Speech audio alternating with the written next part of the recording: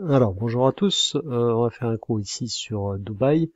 Alors, pourquoi Dubaï par rapport à la mobilité? Tout simplement parce que c'est un État qui à la fois est un État d'immigration extrêmement important et en même temps un État qui est très attractif en termes de tourisme. Alors le problème, la question qu'on va poser est simple, hein.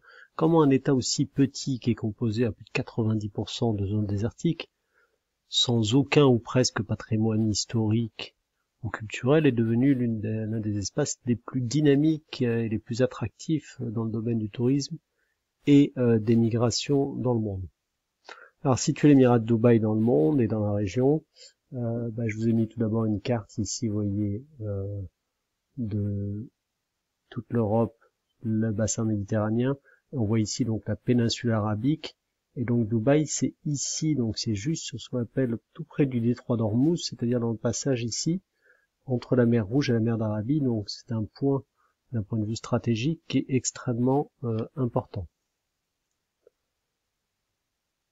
Alors si on zoome un peu plus, hein, on s'aperçoit que Dubaï, c'est 7 émirats qui fait partie donc des 7 Émirats Arabes Unis, donc c'est un même État tout ça, hein, dans lequel on a notamment Abu Dhabi et Dubaï, et après 5 autres États beaucoup plus petits dont on oublie le plus souvent le nom.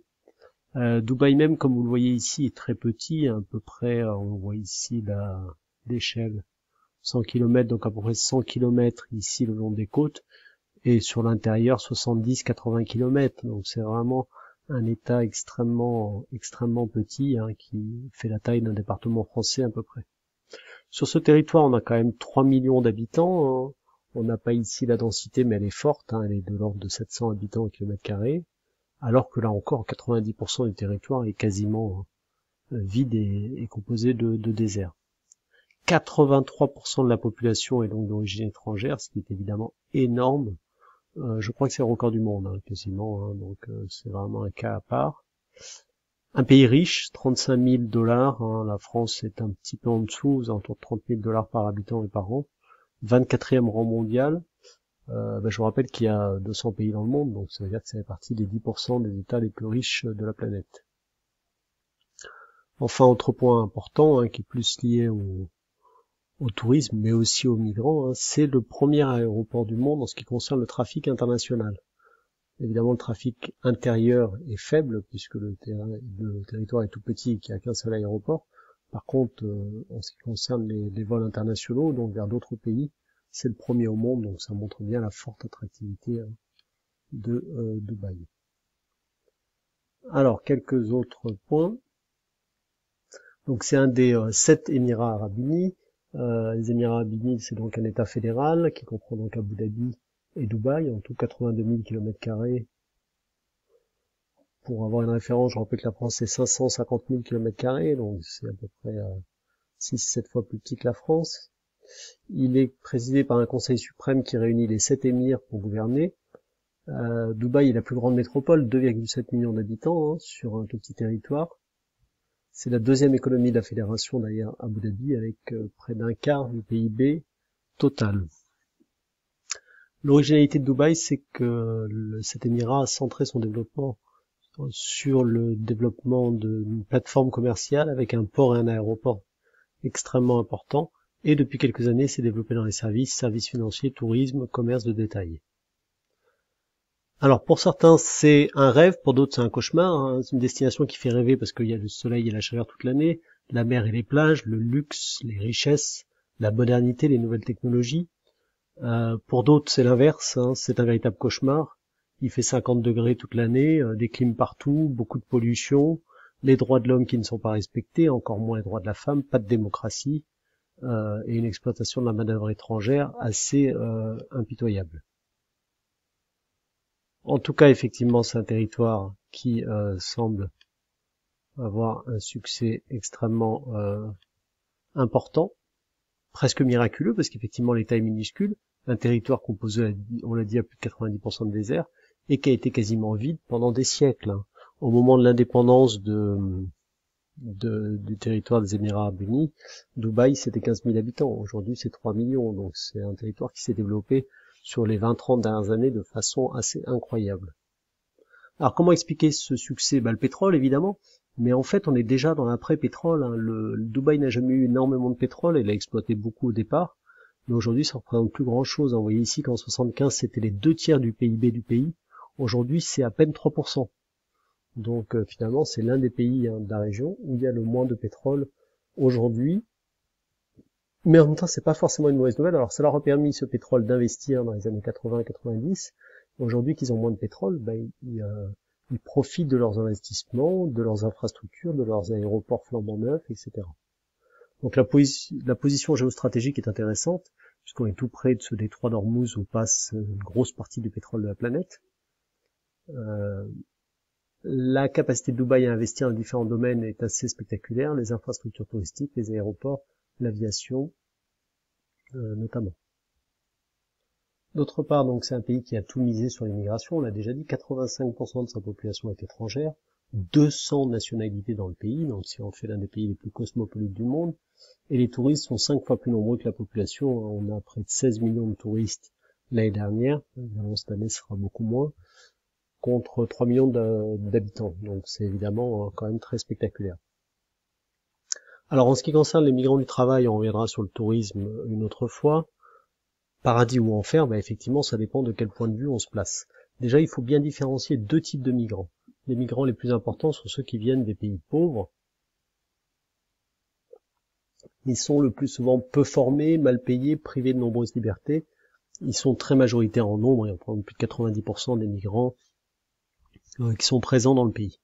Mais finalement, ceux qu'on entend le plus, ceux que vous voyez sur YouTube, dans tout un tas de vidéos, etc., c'est les migrants des pays développés. C'est eux qui donnent plutôt une image assez idyllique du pays. Ce sont des Français, des Américains, des Allemands, etc., qui se sont installés sur place, qui font souvent un travail de cadre, et qui ont donc des salaires extrêmement élevés.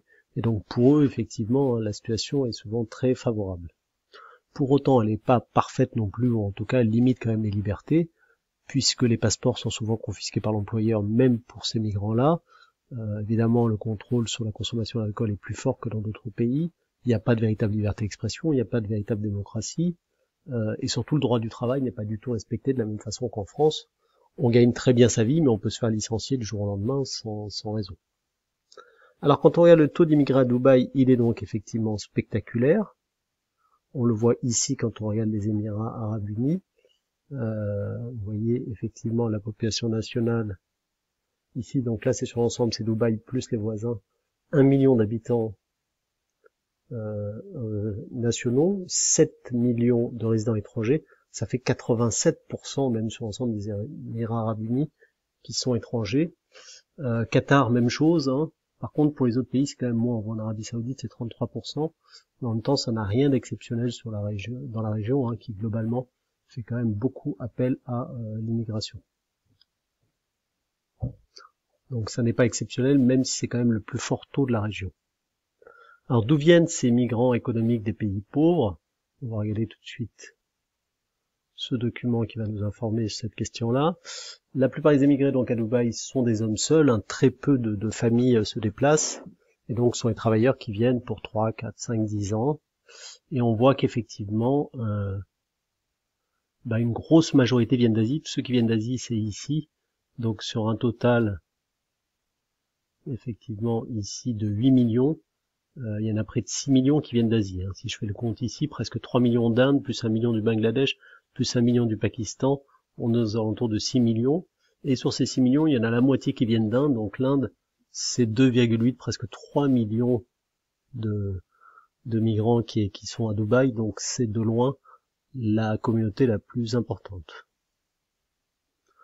Et d'un autre côté, on a du côté de la Jordanie, de l'Égypte et du Soudan d'autres migrants. Donc la quasi-totalité de ces migrants sont des musulmans qui viennent donc ou d'Asie, puisqu'il y a beaucoup de musulmans en Inde, il y en a beaucoup au Bangladesh, au Pakistan, aux Philippines ou en Indonésie, et évidemment en Égypte, en Arabie Saoudite ou au Soudan. Ça c'est pour les migrants, on va dire, les plus pauvres. Pour les autres, ils sont assez peu nombreux, ceux qui viennent de France ou d'ailleurs. Leur situation est évidemment très différente. Alors, la situation de ces migrants, on va regarder tout de suite le texte que vous avez ici.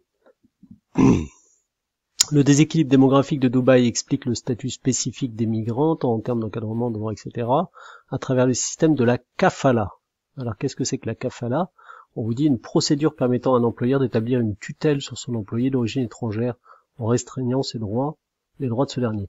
En gros, donc une tutelle, ça veut dire qu'effectivement, il est comme un père, le patron pour le migrant, il a tous les droits sur lui, le plus souvent il lui confisque son passeport, et il a droit effectivement alors il n'a pas le droit de vie ou de mort sur lui, mais il a beaucoup de droits effectivement sur lui, et le migrant qui arrive accepte de perdre une partie de ses libertés. Donc les migrants sont souvent dans des situations assez catastrophiques, on leur confisque leur passeport, parfois on peut les priver de salaire, évidemment s'ils se blessent ils n'ont aucun droit, ils sont logés dans des conditions extrêmement difficiles, donc on est effectivement dans une situation assez particulière dans laquelle on ne respecte absolument pas les droits de l'homme. Je vous ferai une petite vidéo sur YouTube, un petit documentaire pour vous montrer un petit peu ces conditions terribles donc des travailleurs à Dubaï, qui travaillent en plus souvent sous des chaleurs assez incroyables. Conclusion de tout ça, donc le succès de Dubaï pour attirer de la main-d'œuvre est indéniable et repose d'abord sur les pétrodollars, en tout cas sur l'utilisation qu'a pu faire Dubaï de ces pétrodollars, puisqu'aujourd'hui ils ne représentent plus grand-chose, mais ils ont été investis dans le tourisme, dans les hôtels de luxe, dans les aéroports, etc., etc. Des lois sur le travail qui sont très libérales, en gros qui donnent toute liberté au patron et aucune liberté à l'employeur. Alors évidemment on est mieux payé qu'ailleurs, mais on a très peu de droits et très peu de liberté. Meilleur salaire donc, mais pas de protection pour les travailleurs, pas de sécurité sociale, etc., etc. Une société très autoritaire, pas de démocratie. Donc évidemment ça peut être un peu une situation de rêve pour les employeurs de travailler là-bas ou d'investir là-bas. Pour les salariés c'est souvent beaucoup plus difficile. Voilà donc ce qu'on pouvait dire sur le cours sur les travailleurs et les migrants à Dubaï. Le prochain cours sera sur les touristes à Dubaï. Bon vent à vous.